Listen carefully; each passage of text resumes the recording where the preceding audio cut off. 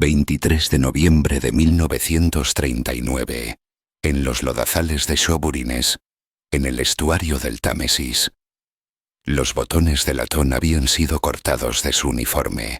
Su reloj de pulsera se había quedado con el grupo en la orilla, e incluso los ojales de acero fueron retirados de sus botas.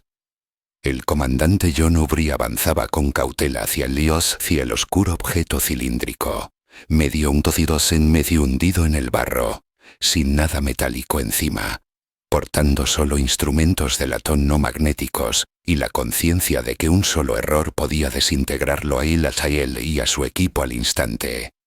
La mina lanzada desde un avión alemán la noche anterior era su primer encuentro directo con lo que más tarde sería conocido como el arma secreta de Hitler. Lo que Aubrey no podía prever era que los movimientos meticulosos que realizaría durante la siguiente hora desencadenarían una partida de ajedrez tecnológica que revelaría las debilidades más peligrosas de la maquinaria bélica del Tercer Reich.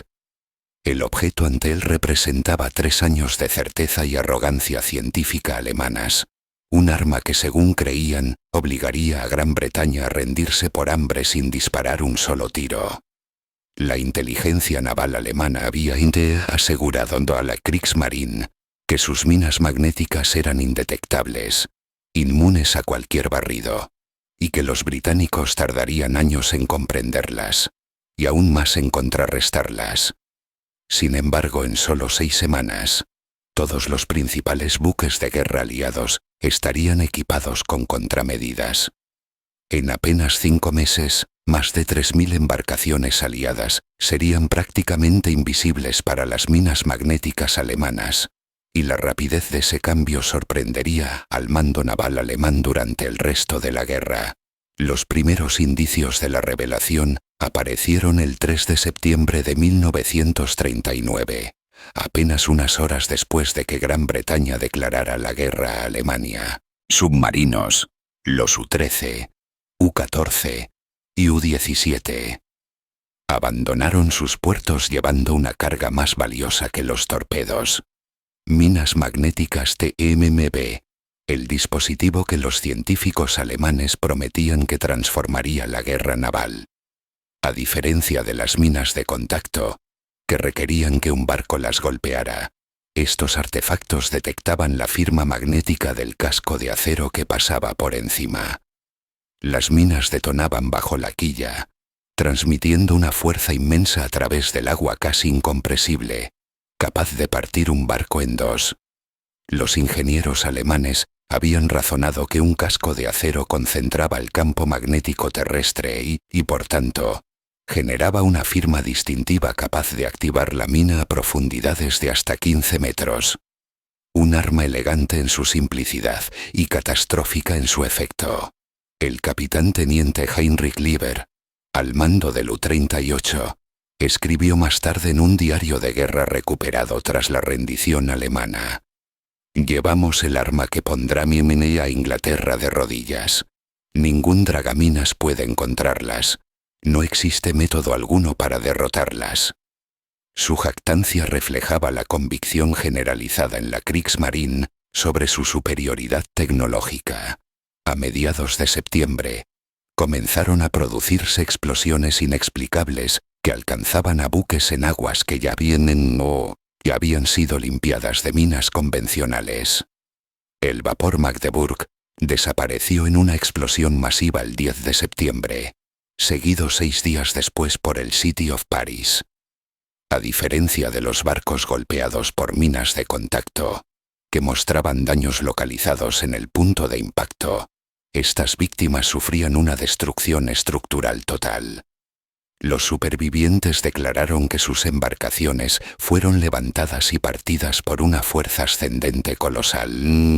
Durante octubre y noviembre de 1939, Gran Bretaña perdió más de 200.000 toneladas de embarcaciones a causa de las minas alemanas.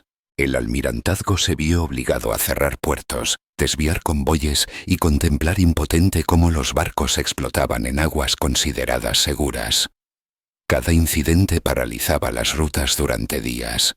mientras los dragaminas arrastraban cables por mares donde no existían minas ancladas convencionales. En el HMS Vernon, la Escuela de Guerra de Minas de la Marina Real en Portsmouth, científicos y oficiales trabajaban día y noche para descifrar la nueva amenaza. Conocían las minas magnéticas en teoría. Gran Bretaña había experimentado con versiones rudimentarias en 1918, pero los instrumentos alemanes eran claramente mucho más avanzados. La Marina Real examinó más de 200 minas en octubre y noviembre de 1939, todas de tipo de contacto, y ninguna explicaba los hundimientos misteriosos.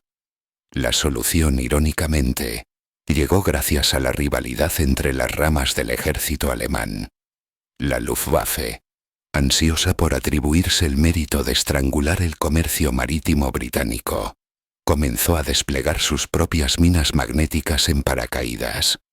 Las Luftmine A y Luftmine B, que pesaban hasta 1000 kilogramos y descendían lentamente bajo sedosos toldos.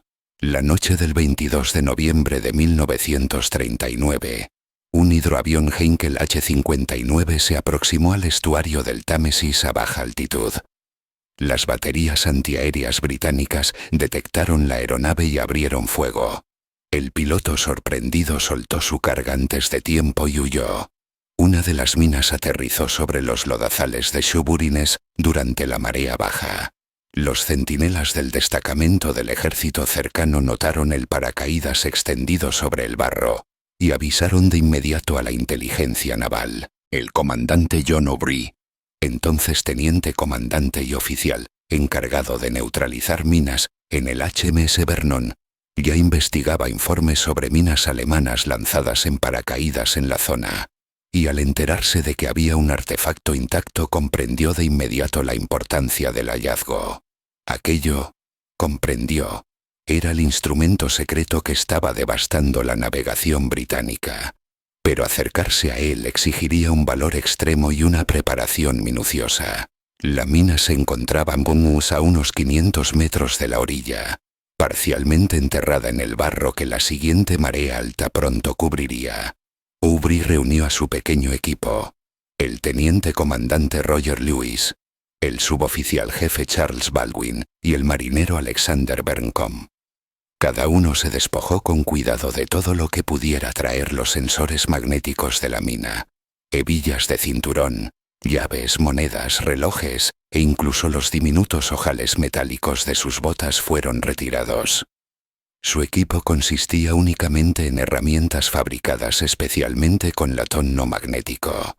Mientras Aubrey se acercaba lentamente a la mina, recordaría más tarde: cada paso podía haber sido el último. Sabíamos lo ingeniosos que eran los alemanes.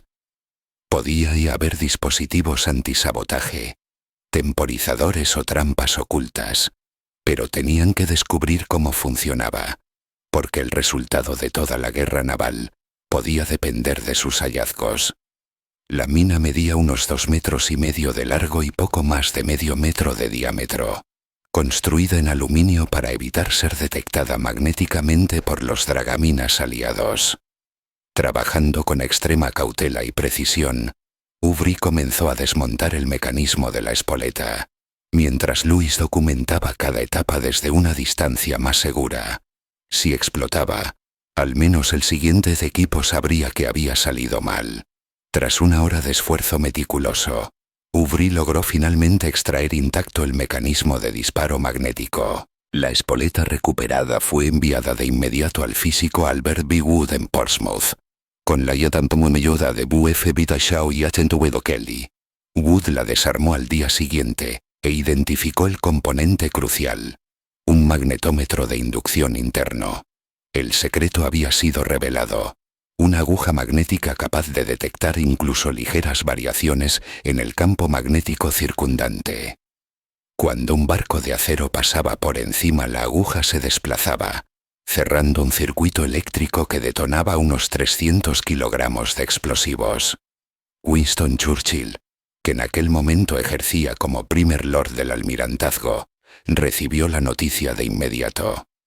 El 19 de diciembre de 1939, el rey Jorge VI entregó personalmente a Aubry la Orden del Servicio Distinguido en el HMS Vernon. Sin embargo, la verdadera recompensa no fue la medalla, sino la comprensión recién adquirida de cómo contrarrestar el arma. Y la solución, como se descubrió, provino de una mente inesperada. El comandante Charles Goodeve, un químico canadiense al servicio de la Reserva Voluntaria de la Marina Real, acuñó el término de Gaussing, derivado de Gauss, la unidad de medida de la intensidad del campo magnético, nombrada en honor al matemático Carl Friedrich Gauss. Goodeve razonó que, si los barcos producían naturalmente campos magnéticos, esos mismos campos podían también ser neutralizados. El concepto era simple pero ingenioso. El casco de acero intensificaba el campo magnético terrestre, con el polo norte apuntando hacia abajo en el hemisferio norte. Al enrollar cables eléctricos alrededor del barco y hacer pasar corriente a través de ellos, se podía generar un campo magnético opuesto que anulaba la firma magnética del buque, haciéndolo invisible para las minas magnéticas. Al principio, los grandes buques de guerra fueron equipados con bobinas permanentes de cobre conectadas a sus sistemas eléctricos. El HMS Ark Royal, uno de los portaaviones más valiosos de Gran Bretaña, fue de los primeros en recibir esta modificación. Sin embargo, tales instalaciones eran costosas y requerían una capacidad eléctrica que los barcos más pequeños no poseían. Goodeve ideó pronto un método más rápido y práctico llamado wiping, barrido. En este proceso, un cable con corriente eléctrica se pasaba de arriba abajo por el casco del barco, neutralizando temporalmente su campo magnético. El tratamiento duraba solo unas horas y protegía la nave durante varios meses antes de necesitar renovarse. Era un método rudo, pero altamente eficaz, y podía realizarse en casi cualquier puerto con equipo básico. La escala de implementación fue asombrosa. En los 4 días previos a la evacuación de Dunkerque, en mayo de 1940, más de 400 barcos fueron sometidos a desmagnetización. Se establecieron estaciones permanentes en todos los grandes puertos británicos, operando sin descanso para procesar buques de guerra, mercantes e incluso barcos pesqueros. Cualquier embarcación con casco de acero. Para enero de 1940, apenas 6 semanas después de la audaz operación de Aubry, el primer bombardero Wellington equipado con un anillo de barrido magnético neutralizó con éxito una mina alemana el 8 de enero. La aeronave llevaba un anillo de aluminio de unos 15 metros de diámetro cargado con corriente eléctrica, capaz de producir un enorme campo magnético que detonaba las minas desde una altura segura. Los alemanes quedaron desconcertados por la rapidez de la respuesta británica. En un informe de febrero de 1940, el corvette capitán Friedrich Ruge, jefe del desarrollo de minas alemán, admitió: «Los británicos han aplicado contramedidas con una rapidez imposible. Nuestra ventaja de 3 años ha desaparecido en 3 meses. Todas nuestras estimaciones sobre la capacidad del enemigo han fallado». La confianza alemana en su superioridad tecnológica empezó a desmoronarse. En marzo de 1940, el reconocimiento aéreo captó imágenes claras de cables de desmagnetización enrollados alrededor de los barcos británicos en Scapa Flow. Una fotografía del transatlántico Queen Mary en el puerto de Nueva York mostró su propia bobina, lo que demostraba que la tecnología ya había sido compartida con los estadounidenses mucho antes de que entraran en el conflicto. Para agosto de 1940, Winston Churchill declaró ante el Parlamento que la amenaza de las minas magnéticas había sido efectivamente dominada. En tan solo 5 meses, los 2 métodos de desmagnetización habían protegido a 1000 barcos mediante whipping y equipado a otros 2000 con cables permanentes. El almirante Karl Donitz, comandante de la flota de submarinos alemana, expresó su frustración en su diario de guerra. En mayo de 1940, escribió con amargura. Dudo que alguna vez los hombres hayan tenido que depender de un arma tan inútil, refiriéndose a los torpedos magnéticos que operaban con el mismo principio que las minas. Los detonadores magnéticos que se suponía garantizarían los impactos ahora fallaban contra los barcos desmagnetizados. El impacto psicológico sobre las tripulaciones navales alemanas fue enorme. El capitán teniente Fritz Julius Lemp, del U-30, que había colocado algunas de las primeras minas magnéticas, confesó a su hermano: «Nuestra arma secreta ya no es secreta». Los británicos parecían adaptarse más rápido de lo que Alemania podía inventar.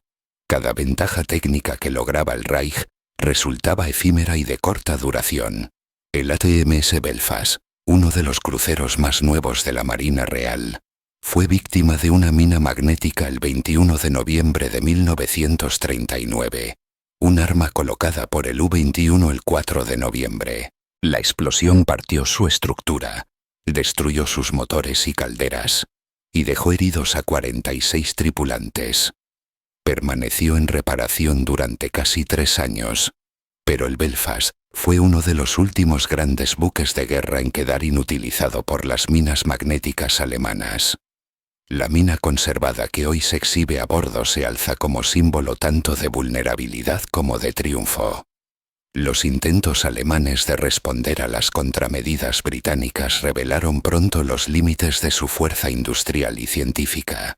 Los ingenieros desarrollaron minas de presión que detectaban el movimiento del agua circundante y minas acústicas que respondían al sonido de los motores. Pero cada nuevo diseño era neutralizado con la misma rapidez. Los británicos respondieron con generadores de ruido que hacían detonar las minas acústicas antes de tiempo y modificaron la velocidad de los barcos para confundir los sensores de presión. Sin embargo, lo que más dañó a Alemania no fue el retroceso técnico, sino la revelación de su debilidad industrial. Aunque los planificadores alemanes aspiraban a producir 50.000 minas magnéticas, para la primavera de 1940 apenas habían construido unas 1.500. Estas armas dependían de complejos sensores magnéticos, y Alemania carecía de las reservas de níquel y cobre necesarias para una producción masiva. Mientras tanto, Gran Bretaña exhibía su inmensa capacidad industrial, construyendo miles de estaciones de desmagnetización, millones de metros de cableado de cobre y equipando a toda una flota con defensas en cuestión de meses. Los Estados Unidos, aún neutrales, comenzaron a desmagnetizar sus propios barcos mercantes y compartieron información con el almirantazgo británico. Los científicos alemanes se apresuraron a adaptarse, diseñando minas que retrasaban su activación hasta que varios barcos hubieran pasado, en un intento de burlar las operaciones de barrido regulares. Añadieron contadores para que la mina detonara solo después del tercer o quinto buque. Pero cada nueva idea exigía mayor complejidad, más materiales escasos y procesos de fabricación cada vez más intrincados. A finales de 1940, la inteligencia naval alemana interceptó mensajes británicos en los que los oficiales hablaban de sus contramedidas con una tranquilidad casi rutinaria. Los capitanes de los barcos mencionaban los calendarios de desmagnetización con la misma naturalidad que el mantenimiento de motores. El arma que una vez se esperaba estrangular a Wafan a Gran Bretaña sin arriesgar vidas alemanas se había convertido en poco más que una molestia. Su fracaso resonó en toda la planificación estratégica alemana. La Operación Sea Lion, la invasión proyectada de Gran Bretaña, dependía de las minas magnéticas para mantener seguras las zonas de desembarco frente a la Marina Real. Sin ellas, las lentas barcazas de invasión habrían sido presa fácil para los buques de guerra británicos. Y así, la derrota de la mina contribuyó a garantizar el aplazamiento indefinido de la operación. Los comandantes de submarinos alemanes comenzaron a negarse a transportar minas, prefiriendo usar su limitado espacio de almacenamiento para torpedos comprobados en combate. El comandante de U-Boats Herbert Schulze se quejó: ¿Por qué desperdiciar espacio con artefactos que el enemigo ya ha superado? Cada mina a bordo es un torpedo que no podemos disparar contra un objetivo real. La pérdida tecnológica reveló debilidades mucho más profundas. La célebre supremacía científica alemana resultó hueca ante la ingeniosidad británica y el poder manufacturero estadounidense. La misma nación capaz de diseñar sensores magnéticos de precisión no podía producirlos en las cantidades necesarias. El régimen que prometía milagros tecnológicos entregaba armas que funcionaban perfectamente en teoría, pero fracasaban frente a una oposición decidida. El doble barrido en L, ideado por Charles Goodyear, utilizaba dos cables arrastrados detrás de barcos no magnéticos. Al pasar corriente eléctrica entre ellos se generaba un campo magnético capaz de limpiar de una sola vez unas 4 hectáreas del lecho marino. Para marzo de 1940, la técnica había eliminado 74 minas, y para junio el total superaba las 300. Las operaciones de barrido revelaron tanto la enorme magnitud de la siembra de minas alemana como su inutilidad final. Los dragaminas británicos despejaban canales con una precisión meticulosa, encontrando a menudo docenas de minas intrincadas que habían costado a Alemania un enorme esfuerzo y recursos. Cada ejemplar recuperado ofrecía nuevos conocimientos sobre las capacidades y los límites productivos del enemigo. Los observadores estadounidenses, aún oficialmente neutrales, pero cada vez más comprometidos, seguían de cerca cada detalle. El capitán Jerry Land, de la Comisión Marítima de los Estados Unidos, informó a Washington de que la Marina estadounidense había iniciado su propia iniciativa de desmagnetización, estableciendo instalaciones en puertos clave. Los astilleros norteamericanos comenzaron a instalar sistemas de desmagnetización en los nuevos buques, y los barcos Liberty, que más tarde sostendrían a los ejércitos aliados, fueron diseñados desde el principio con bobinas incorporadas. Cuando Estados Unidos entró en la guerra, casi toda su flota mercante estaba ya protegida. Los esfuerzos alemanes por mantener la eficacia de sus minas se volvieron cada vez más desesperados. Los ingenieros introdujeron minas combinadas que requerían tanto firmas magnéticas como acústicas para detonar. Pero esos diseños eran tan complejos que a menudo fallaban por completo. Los marineros alemanes bromeaban con amargura diciendo que sus minas eran más peligrosas de manejar que para el enemigo. La historia de la guerra de minas reveló algo más que una competencia tecnológica. Dejó al descubierto los defectos más profundos en el corazón mismo de la ideología nazi. El régimen que había proclamado la supremacía racial e intelectual alemana observaba impotente cómo los científicos británicos, entre ellos refugiados judíos procedentes de Alemania, desentrañaban sus armas secretas en cuestión de semanas. La nación que había prometido milagros tecnológicos gracias al supuesto genio ario, se veía ahora superada por la cooperación democrática y el poder industrial. El doctor Rudolf Kuhnhold, que en su día había trabajado en el desarrollo del radar alemán, supo por canales neutrales con qué rapidez los aliados habían neutralizado las minas magnéticas. En sus notas privadas escribió: «El fracaso de la mina revela nuestra debilidad estructural. Trabajamos en aislamiento mientras ellos colaboran. Nosotros acumulamos secretos. Ellos comparten conocimiento. Prometemos maravillas. Ellos obtienen resultados». A mediados de 1941,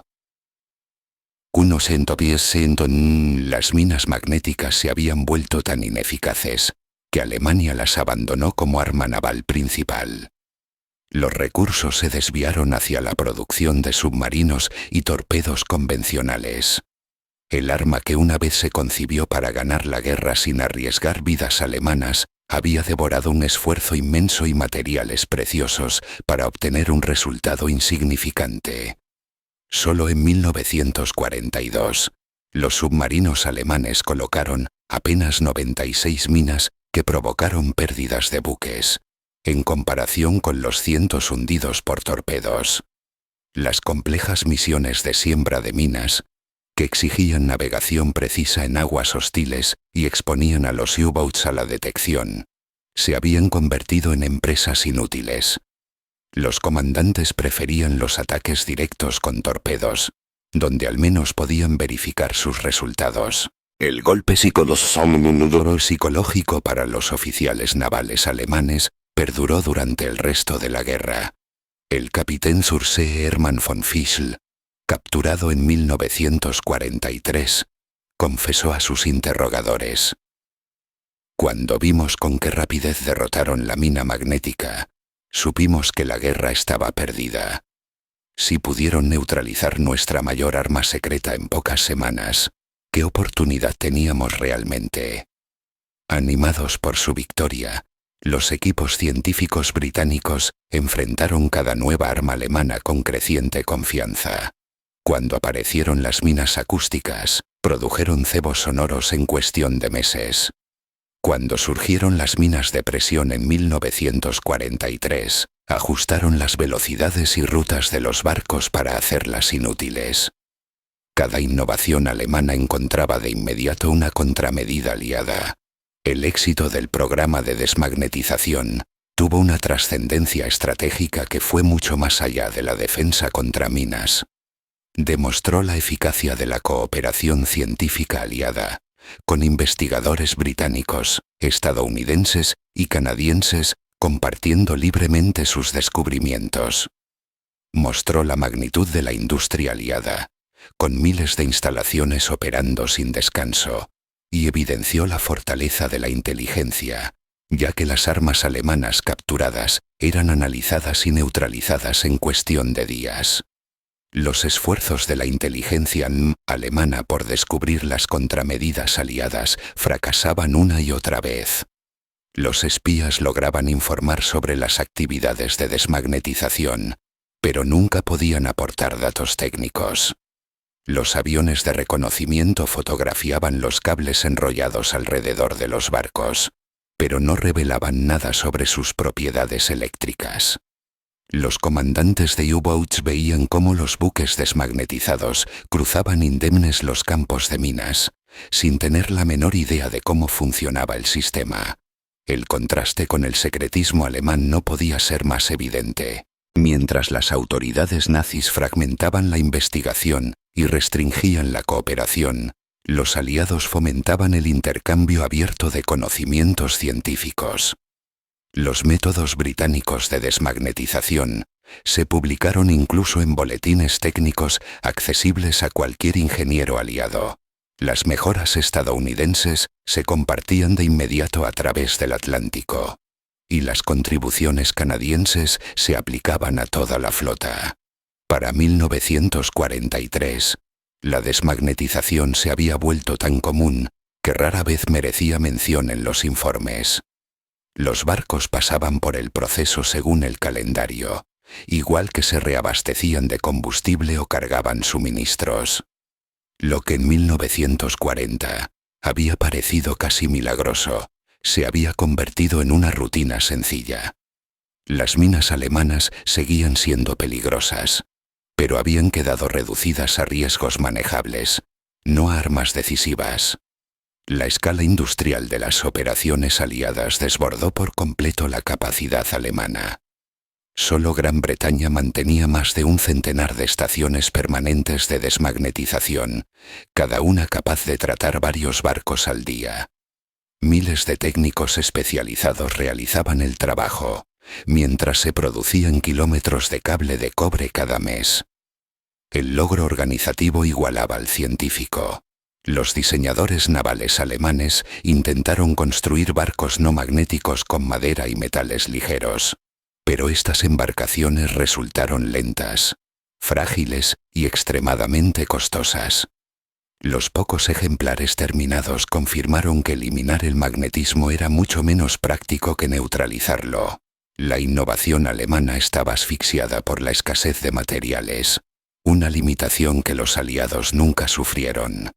Los efectos psicológicos de la guerra de minas alcanzaron también al frente interno alemán. La propaganda había prometido que las minas magnéticas obligarían a Gran Bretaña a rendirse por hambre.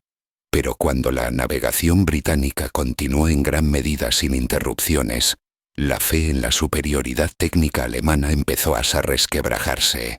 Los trabajadores de las fábricas de minas comenzaron a preguntarse por qué seguían produciendo armas que el enemigo ya había superado. La guerra psicológica aliada aprovechó al máximo este desánimo. Las emisiones de la BBC alardeaban de las victorias de desmagnetización, exagerando a menudo su éxito para minar la moral alemana. Folletos lanzados sobre bases navales mostraban fotografías de barcos aliados cruzando con seguridad los campos de minas. Un recordatorio burlón de que la supuesta arma secreta había perdido su poder. El mensaje era inequívoco. Las armas ocultas de Alemania ya no guardaban secretos para los aliados. La inmensa movilización científica que la crisis de la mina magnética había desencadenado otorgaría a los aliados una superioridad duradera durante el resto de la guerra. Los equipos de investigación que originalmente se habían formado para enfrentar la amenaza de las minas dirigieron después su atención hacia el radar, el sonar y la criptografía. Los científicos que aprendieron a colaborar más allá de las fronteras nacionales siguieron trabajando juntos durante el resto de la guerra. La respuesta urgente a la mina magnética había creado patrones de cooperación científica que perdurarían mucho tiempo después. Los investigadores alemanes que habían diseñado la mina magnética observaron su caída con una mezcla de curiosidad profesional y decepción personal. El Dr. Helmut Walter, uno de sus colaboradores, reflexionó más tarde. Construimos un arma elegante, anulada por una contramedida simple. Nuestro fracaso no fue tecnológico sino estructural. Admitió que mientras los alemanes trabajaban aislados, sus enemigos prosperaban gracias al trabajo en equipo. El costo económico de la fallida campaña de minas supuso una pesada carga para los limitados recursos de Alemania. Cada mina avanzada costaba aproximadamente 3.000 Reichsmarks en producirse, el equivalente a 3 meses de salario de un obrero cualificado, y se fabricaron y desplegaron miles. Sin embargo, el rendimiento fue negativo. El gasto y el esfuerzo superaron con creces los daños reales infligidos al transporte aliado.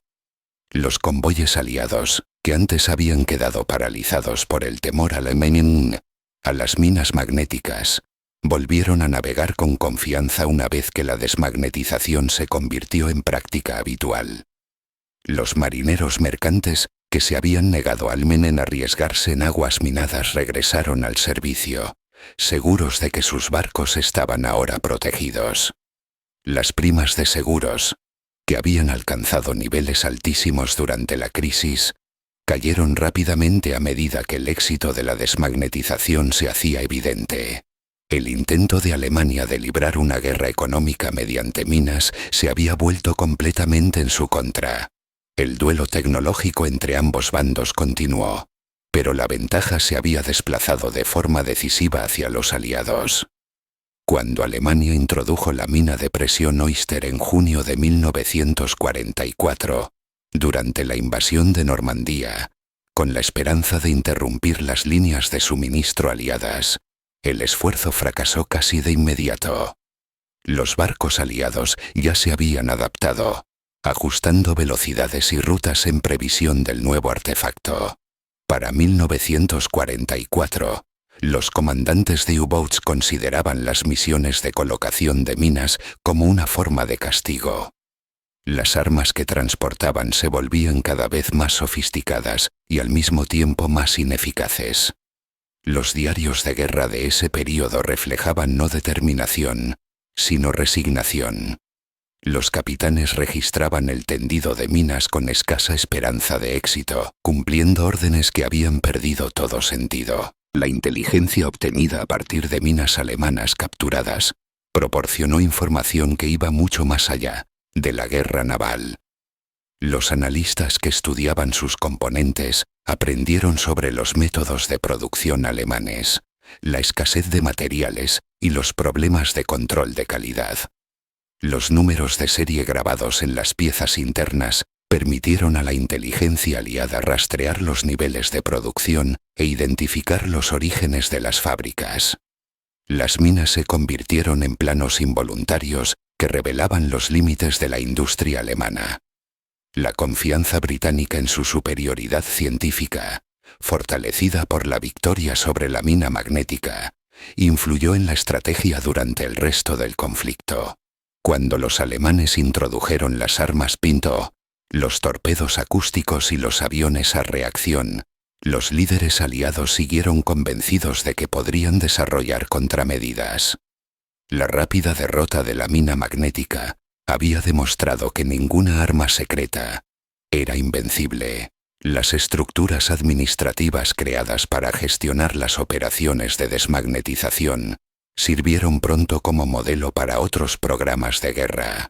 La coordinación establecida entre los sectores militar, industrial y científico durante la emergencia de las minas se replicó en la investigación de radar, la protección de convoyes y la logística de invasiones. La crisis había construido una base duradera para la innovación a gran escala durante la guerra. En el Pacífico, las fuerzas estadounidenses aplicaron las mismas lecciones aprendidas de la guerra de minas europea. Las minas magnéticas japonesas, basadas en la tecnología alemana, fueron neutralizadas rápidamente mediante las técnicas de desmagnetización perfeccionadas en el Atlántico. La transferencia de conocimiento fue fluida y la respuesta, inmediata. Lo que antes había tomado meses de desarrollo contra Alemania, ahora requería solo días frente a Japón. Las evaluaciones alemanas de posguerra sobre el fracaso de la mina fueron sorprendentemente francas. El almirante Dönitz escribió en sus memorias: «Depositamos demasiada fe en nuestra ventaja técnica sin considerar la inventiva del enemigo. La mina magnética debió ser una arma más entre muchas, no una herramienta milagrosa. Nuestro fracaso fue conceptual, no mecánico». Karl Kaufmann, Gauleiter de Hamburgo, que había supervisado la producción de minas, expresó un sentimiento similar después de la guerra. «Vimos a miles de trabajadores fabricar armas que el enemigo ya había superado. La promesa nazi de armas maravillosas imparables había quedado expuesta como una ilusión». El colapso del mito de la mina magnética marcó la primera grieta real en la creencia en la superioridad alemana. Muchos de los que lucharon en la guerra de minas llevaron sus lecciones al mundo posterior. Los científicos británicos que habían sido pioneros en la desmagnetización se convirtieron en líderes de la tecnología y la ingeniería de posguerra. Los oficiales navales estadounidenses que habían aplicado las contramedidas ayudaron a definir la doctrina naval de la Guerra Fría. La crisis de la mina magnética había generado un conocimiento especializado que sobreviviría mucho más allá de su propósito original. La mina magnética alemana conservada y exhibida a bordo del HMS Belfast en Londres sigue siendo un monumento duradero a múltiples victorias. Representa el valor de Aubry al desactivar una amenaza desconocida, el ingenio británico al idear contramedidas y el poder industrial aliado al llevarlas a cabo. Pero, sobre todo, simboliza el colapso de las pretensiones nazis de supremacía racial y tecnológica. Cuando los grupos escolares visitan el Belfast, a menudo preguntan por qué un objeto tan simple pudo causar tanto terror.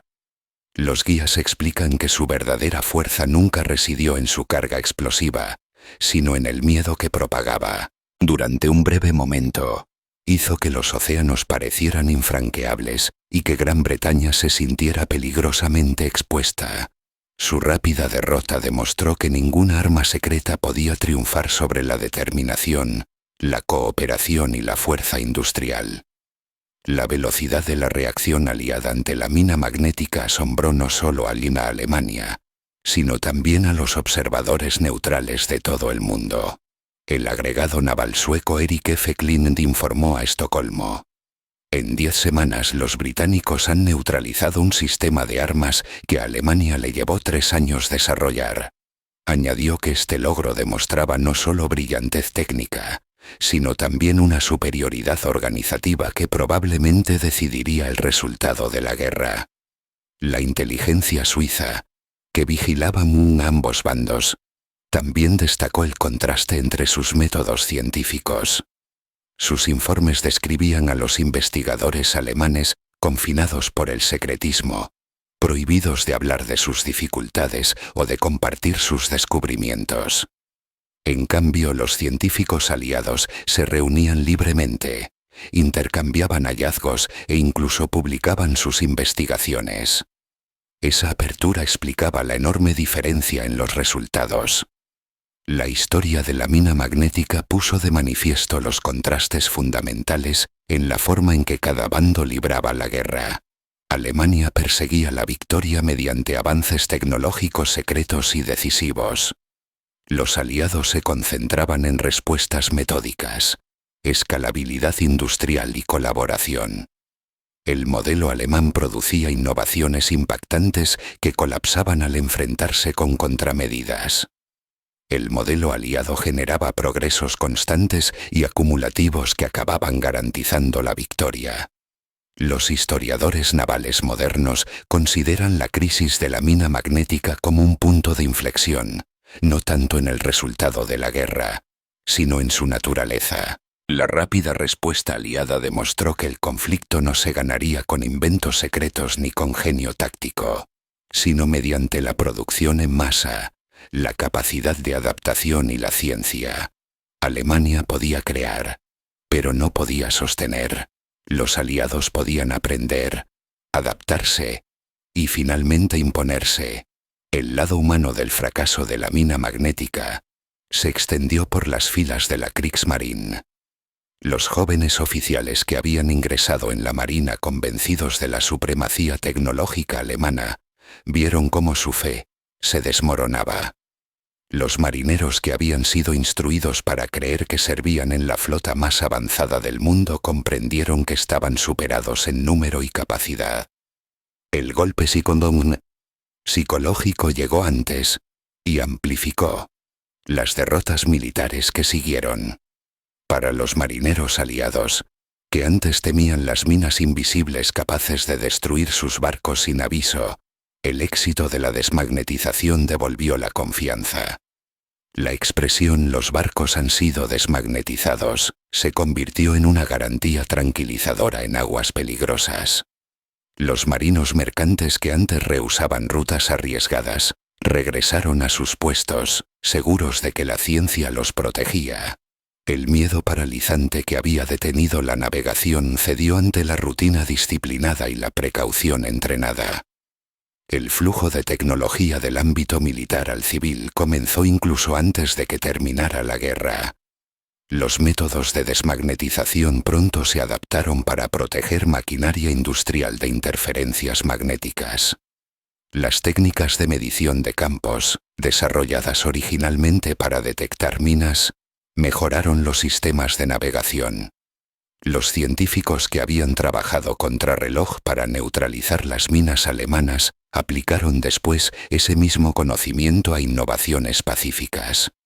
Las lecciones institucionales derivadas de la experiencia con la mina magnética influyeron en la planificación aliada para la invasión de Europa. Previendo que Alemania protegería sus playas con minas avanzadas, los aliados se prepararon a conciencia. Se formaron unidades especializadas de dragaminas, se entrenaron y se equiparon adecuadamente, mientras toda la flota de invasión era minuciosamente desmagnetizada. Cuando se encontraron con los campos minados alemanes, fueron despejados con rapidez mediante técnicas perfeccionadas ya en 1940. Las agencias de inteligencia de ambos bandos analizaron el episodio de la mina magnética en busca de enseñanzas sobre espionaje técnico y desarrollo de contramedidas. El éxito británico al analizar y neutralizar el arma se convirtió en un estudio modelo de inteligencia técnica eficaz. La incapacidad alemana para prever o contrarrestar la innovación aliada se transformó en una advertencia contra el exceso de confianza en la tecnología secreta. Al final de la guerra, las minas magnéticas, una vez celebradas como revolucionarias, se habían desvanecido casi por completo en la irrelevancia dentro de la guerra naval. Los buques aliados eran ya desmagnetizados de forma rutinaria. Los métodos de dragado se habían perfeccionado, y los dispositivos de detección se volvían cada vez más sofisticados. Las minas alemanas seguían causando daños ocasionales, pero en esta etapa eran consideradas molestias tácticas más que verdaderos peligros estratégicos. El arma que alguna vez había prometido revolucionar la guerra naval se había reducido a una mera nota al pie de la historia. Los registros técnicos conservados de ambos bandos revelan un contraste asombroso en su filosofía. Los documentos alemanes se centran en el secretismo, la compartimentación y la ingeniería minuciosa. Los archivos aliados, en cambio, destacan la colaboración, la estandarización y la producción a gran escala. El método alemán produjo diseños ingeniosos pero, en última instancia, inútiles. El método aliado entregó resultados eficaces. Hasta hoy, las universidades de Gran Bretaña y Estados Unidos utilizan el episodio de la mina magnética como un ejemplo clásico de gestión de crisis y resolución aplicada de problemas. Las escuelas de negocios analizan la respuesta organizativa.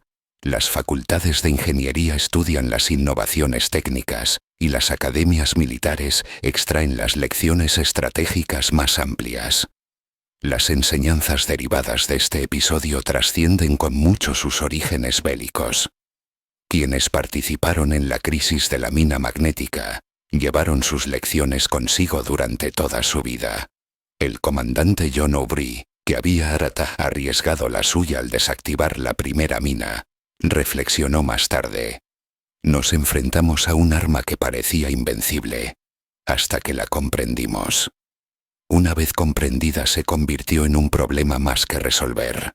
Creía que los alemanes nunca entendieron que el secretismo era mucho más débil que el conocimiento compartido abiertamente. Charles Goodyear, el científico detrás de la desmagnetización, desempeñó un papel importante en la investigación y el desarrollo del período de posguerra. Solía decir a sus colegas: la mina magnética nos enseñó que ninguna invención por sí sola decide una guerra. La victoria depende del esfuerzo organizado, de la aplicación industrial y de no permitir que el miedo determine nuestras acciones. Los alemanes, sin pretenderlo, nos hicieron un regalo, la prueba de que la cooperación puede superar cualquier obstáculo. La historia, que comenzó en los lodazales de Schoburines en noviembre de 1939, terminó revelando las verdades más profundas del conflicto moderno. La genialidad científica por sí sola no bastaba para asegurar la victoria. La fuerza industrial importaba más que el talento individual, y la cooperación resultó ser más poderosa que el secretismo. La mina magnética, concebida para rendir por hambre a Gran Bretaña, terminó alimentando la confianza aliada. El arma diseñada para demostrar la supremacía alemana acabó exhibiendo la capacidad de adaptación de los aliados. Al final, la historia de las minas magnéticas alemanas y la desmagnetización aliada se convirtió en un relato de ilusiones destruidas y realidades reveladas. Alemania había supuesto que su secreto permanecería oculto, que su ventaja sería permanente y que sus enemigos serían incapaces de responder. Lo que descubrió fue que los secretos pueden descifrarse, las ventajas desaparecer, y los oponentes ser mucho más capaces de lo imaginado. La transformación del terror a la trivialidad llevó menos de un año. El arma que había paralizado la navegación británica en noviembre de 1939 era considerada un peligro rutinario al noviembre siguiente. La derrota de la mina magnética fue absoluta, duradera e irreversible. Permanece como un recordatorio eterno de que, en la guerra moderna, no existen secretos perpetuos, ni ventajas inexpugnables, ni armas que no puedan ser superadas mediante la perseverancia. la cooperación y la fuerza industrial.